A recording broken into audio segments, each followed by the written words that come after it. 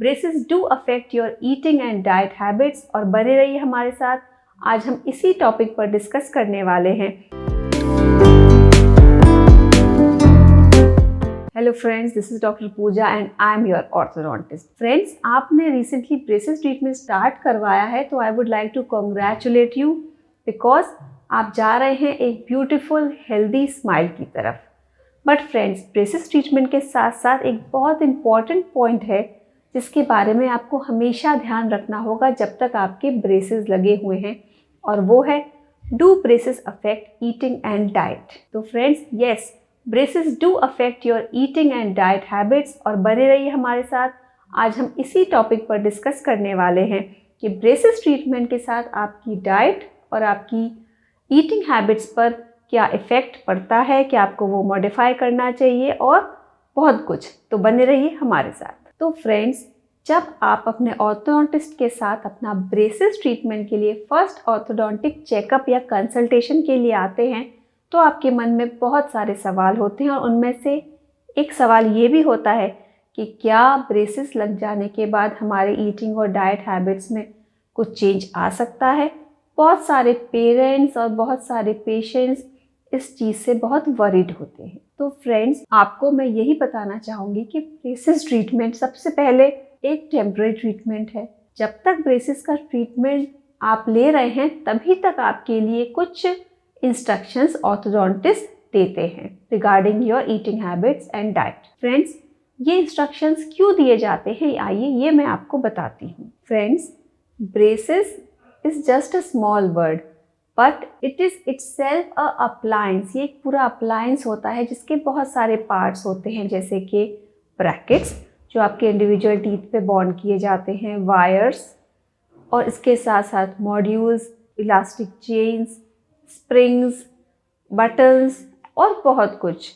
तो फ्रेंड्स, ये जो अप्लायंस होता है इसमें बहुत सारी चीज़ें होती हैं जो आपके माउथ में टीथ के ऊपर इंस्टॉल करी जाती हैं।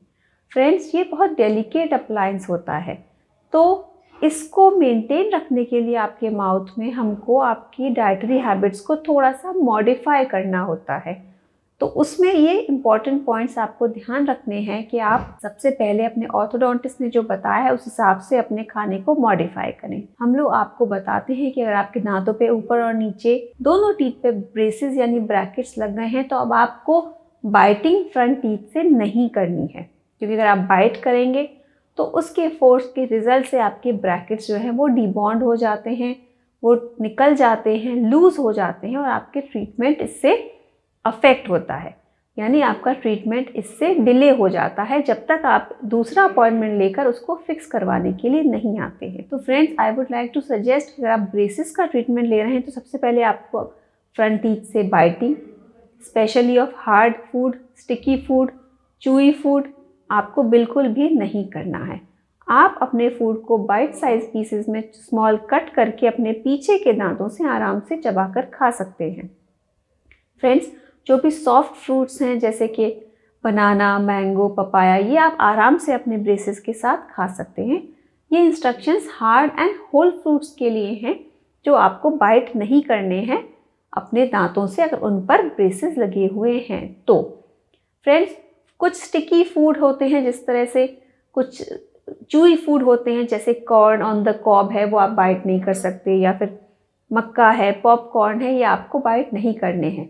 इनसे बहुत बार हमारे जो डेलिकेट वायर्स हैं, जो स्प्रिंग्स हैं या इलास्टोमेरिक चेन्स हैं, वो अपनी जगह से डिसलॉज हो जाती हैं और आपको फिर वो डिस्कम्फर्ट देती हैं। हो सकता है वो निकल कर भी बिल्कुल पूरी तरह बाहर आ जाएं, वो आपके लिए बहुत अनकंफर्टेबल सिचुएशन हो जाती है। कभी कभी पेशेंट्स गम्स जैसे च्युइंगम वगैरह अगर यूज़ करते हैं तो वो वायर में जाकर एंटेंगल हो जाती हैं और फिर उसको निकालना बहुत मुश्किल होता है।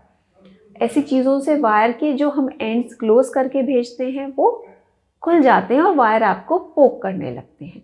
तो फ्रेंड्स, बस मेरा यही एडवाइस है कि आप अपने ऑर्थोडोंटिस्ट ने जो आपको बताया है उस तरह से अपने डाइट और हैबिट्स को, अपने ईटिंग हैबिट्स को बस थोड़ा सा मॉडिफाई करने की ज़रूरत है, और आपको ब्रेसेस की इस जर्नी में कभी कोई भी प्रॉब्लम नहीं आएगी। तो फ्रेंड्स, थोड़े से मॉडिफिकेशन से, थोड़े से कोऑपरेशन से आप अपनी हेल्दी स्माइल के लिए जो एफर्ट कर रहे हैं वो आपको बहुत अच्छे रिजल्ट देगा। Thanks friends for watching the video and I hope आपको ये समझ में आया होगा कि ब्रेसेस ट्रीटमेंट के साथ डाइटरी इंस्ट्रक्शंस क्यों दिए जाते हैं, वो आपके लिए क्यों बेनिफिशियल है। Thank you.